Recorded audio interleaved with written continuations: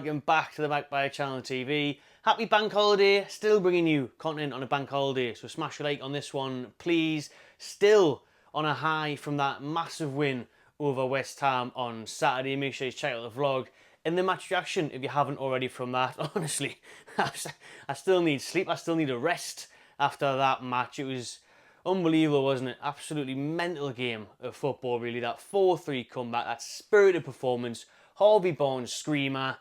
We'll love to see it. It was an unbelievable day. I'm a class Easter weekend. I hope you lot are as well. But we've got to get straight into the next one, and that is Everton tomorrow night at St James's Park. There's no rest for the wicked. There's no rest for these lads that massively need a rest because they're all properly done in.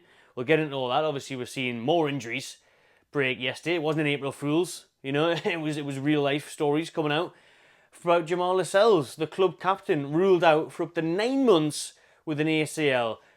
Another centre-back, that's 2 centre-backs in the space of 2 weeks that have got 2 ACLs that are out for potentially 9 months. 2025, they could be coming back. My God. So there's Lascelles and Botman out, so we definitely need 2 centre-backs now. There's rumours that Paul Dummett could be offered another 1-year deal yet again. Paul Dummett, you can't get rid of him, can you? You just can't get rid of Dummy, eh? Honestly, this was the year that he was finally meant to leave, and it's to be fair, it makes sense giving him a 1-year deal now with the lack of options. And even if we did sign 2 new centre backs, we're going to need more cover, especially if we get that European football. So we're not going to talk about centre back transfer links yet. As you can see in the title, this one's about a goalkeeper and keeping a hold of our star striker. So we'll get into that soon. We'll get into obviously the Everton preview. Like I said, we'll welcome Everton to St James's Park tomorrow night, 7:30 kick-off, where hopefully that win against West Ham is the catapult for our season. There is 9 games left now for what I consider that mini league table now, if you like. You know, we'll close the gap from 7th to 1 point now with the game in hand. So it's very much in our hands if we want that 7th. And listen, Manchester United drop points in 6th, and we've got to go to Old Trafford, play them as well. So there's a chance, slight chance, that we can still get 6th, which would be unbelievable. Imagine if we could finish this season in 6th place after all the injury crisis, after all the cup draws, after the Tonali scenario. That would be an unreal season, to be fair. And that's why I said weeks ago, the season isn't over. When it was all easy to be doom and gloom and we felt like that and we got knocked out the FA Cup and everything else, you thought, it could be this way. But we're still alive. We're still alive and kicking. That's even after more injuries in that West Ham game. We talked about Lascelles coming off. He's now been ruled out for 6 to 9 months. We obviously need to wait and hear well, there's no point in hearing what Eddie Howe would say because he'd probably be talking bollocks. You know what it is. Reverse psychology with Eddie Howe, isn't it? So, Tino Livramento, will he be fit? He went off with a twisted ankle after getting the ball hit off it. That's how bizarre these injuries are getting now. Almiron came off with an injury. Fitness update we all want to hear about is Kieran Trippier. Now, the vice-captain will be captain once again when he gets back on that pitch with the Lascelles being ruled out for so long. There was Mazam here, and that Trippier did train today at Benton there, so that's great news if he did. Eddie Howe said he was very close to making that squad against West Ham, at least the bench, but he wasn't even on that. He was at St James's Park, so we teased them. The teased were online, didn't they? When we seen Trippier coming along the pitch, say, before the game, you thought, Trippier's ready, but he wasn't. I think he will. I think he'll play tomorrow night. Trippier over the wall. Remember that goal, that vital goal against Everton a couple of years ago in the bid to survive the first season of Eddie Howe, the first season of the takeover. So I think Trippier will be back tomorrow, which will be huge, especially if it looks like, Tino will be out. So we might finally see the full-back pairing of Kieran Trippier at right-back and Lewis Hall at left-back with Byrne and Shaw as centre-backs. And I tell you what, I hope that's the case. I really do, because I think we'll miss Trippier's crosses a little bit on Saturday, even though we came back. There was times when Murphy, a bit slow, that couldn't get the ball in. We missed that. We missed that whip. So that'd be great if Trips is back for Tuesday night. And like I said, Lewis Hall has got to play. Lewis Hall must start after that performance against West Ham. He was unreal. Finally looked like the £28 million signing we hoped he would be. And he did the same against Man City. That's why I wanted him to start against West Ham. He's got to be starting on Tuesday night, man. The lad can't do anymore. Even Howe said he's finally looking like the player that they thought they were getting. He's worked very hard behind the scenes on his defending, his positional play, his overall understanding of the game and the system that Howe wants them to play. So everything's ticking the boxes now for Lewis Hall to start. He's got to be. He's looking the part, and I'm looking forward to seeing him again. Like I said, I thought he was quality against West Ham, so it's a must that he comes in at left back, and Eddie's probably going to be forced into doing that, really, unless he really wanted to start Kraft again. You know what I mean? It looked like Kraft got pulled off because of how terribly he was playing, not an injury. But you never know. You would be fancying to probably play bloody Kraft at right back and Trippier at left back or something. That much you just can't start Hall, but Hall surely gets his place after that performance on the weekend.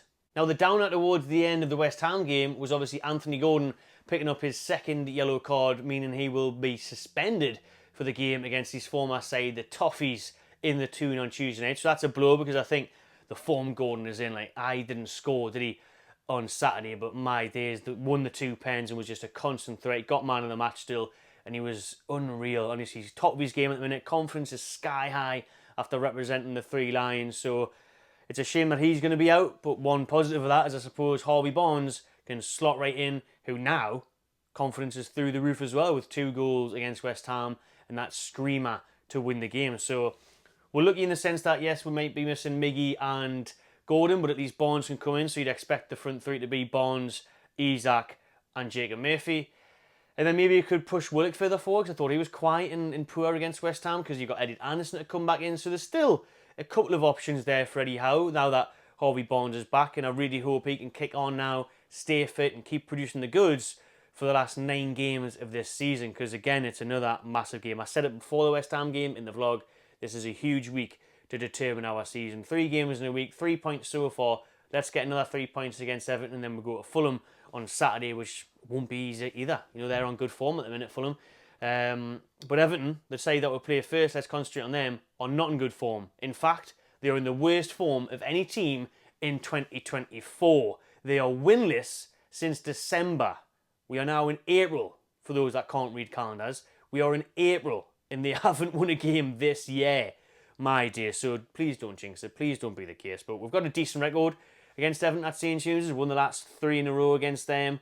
So we've got Jordan Pickford coming to Toon. Always a good day to wind him up, isn't it? Always a late to kick off this one for some reason against Everton, home and away. But I'm buzzing for this one. I think it's another game where we can ride high off the winner just a couple of days ago. So we'll keep the momentum building, keep the performance going. And like I said, against an Everton team that are really struggling at the minute. They've just been beaten 2-1 off Bournemouth. Dyche kind of getting them going. They've had that points deduction. They'll probably maybe just be about lucky enough where there's teams worse than them in that bottom 3, but it will be tight. And that's one thing, you know, they are still fighting for their lives. They are in a relegation battle. They could make it scrappy. It could be ugly. But I'm going to say Newcastle will end up getting a 2-0 win on this one. Drop your score predictions in the comments below. Now then, to the title of the video, and that is that Arsenal want Alexander Isak. And could they offer cash plus Aaron Ramsdale? These are the breaking news stories in the past 24 hours where they're saying that Newcastle are going to reignite their interest in Arsenal's keeper Aaron Ramsdale after he wants to move. He wants regular first-team football, and Newcastle want a younger goalkeeper to compete with Nick Pope. So Martin Dubravka, who's obviously, I think he's 35 now, he wants a move in the summer because he knows he's going to be second choice to Pope again. And I tell you what, I'll be happy to see him go. I think Dubravka's had some good games since he stepped in for Pope. He's had some really dodgy ones as well. And I just think that game against West Ham was like the game against Forest, where he might as well not be there, man. He just doesn't have enough presence in goal. He doesn't cover his ground enough. He doesn't close the gaps. He's past his best for me, I think, Martin Dubravka. He's been a very good servant at the club, but it's time to move on. He wants to move on. Karius obviously wants to move on this summer. He wants first-team football, and his wife has been whinging at that there's no direct flights to Milan. He's getting his agent to talk to clubs in Italy for his missus so he can be nice and close to Milan. And he wants to move. She wants to move.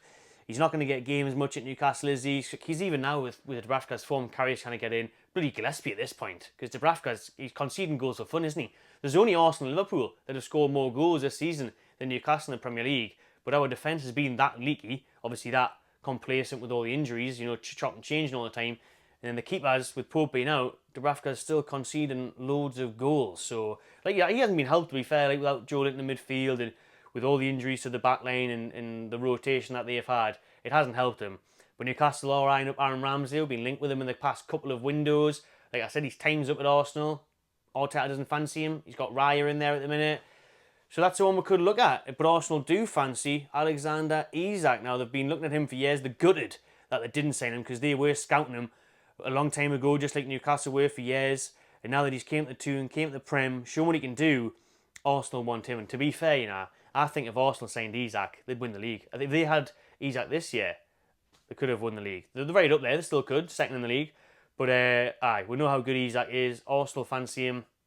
Newcastle, according to Eddie Howe, has insisted he is not for sale. Obviously, Darren Neal said a few months ago every player has his price. And then Isak was actually asked during the international break last week when he was away with Sweden about a potential move, and he said things can happen, things can change. So he didn't necessarily commit fully to Newcastle, but I don't know. He's kind of left that one open, and if a big offer did come in, could Newcastle be tempted? Probably, because like Eel said, and like financial fair play, we might need to sell. But I think Isak's the one we've got to keep. There's rumours, you know, and how he's saying it there, that they want to build the team around Isak, because what a forward he is. It's so hard now to find a guaranteed goal scorer, and he is that. You know, he is the man. He's cool as you like, he's calm as you like. Never thought he was going to miss those pens. I think his build-up play is getting even better by the game. He was dropping deep a lot against West Ham, linking up play, getting involved. He's a quality striker, man. I said it at the time when we signed him, and I'll say it again now. I genuinely think he's one of the best in Europe, and he could play for anyone. So it will be hard to keep a hold of him, but I really hope we'll keep a hold of him for at least another year or two and see where we get. But if we're trying to do business with Arsenal, and they're saying, oh, we'll offer you Ramsdale plus 70, that's the rumour, 75 plus Ramsdale, so that would take it to over £100 million, because Arsenal paid 30 million for Ramsdale from Sheffield United. And remember, Eddie Howe was the one that bought Ramsdale for Bournemouth, so he spent good money on him back in the day. You know, he really fancied him, so they've got that relationship. Ramsdale credits Howe for turning him into a man, so they get on well, so they like each other. So you could see that one happening, like, but I just don't want to lose Isak. Ramsdale, I'm mixed on Ramsdale. I think he's quality some days, but he has got a bit of a prone in him, hasn't he? Got a bit of a mistake. Prone to a mistake, what I'm trying to say there. He can have a bit of lapse of concentration. Himself said in a podcast he struggles to stay focused and concentrated for a full 90 minutes of football, which is a bizarre thing for a professional footballer to admit, especially when you're a goalkeeper. But listen, Ramsdale will be a quality addition, but I like Nick Pope. But again, is he going to be happy competing with Nick Pope? Because he's not happy competing with Raya at the minute. But if we brought him in, you'd think he'd probably be number one, and then that would probably be harsh on Pope.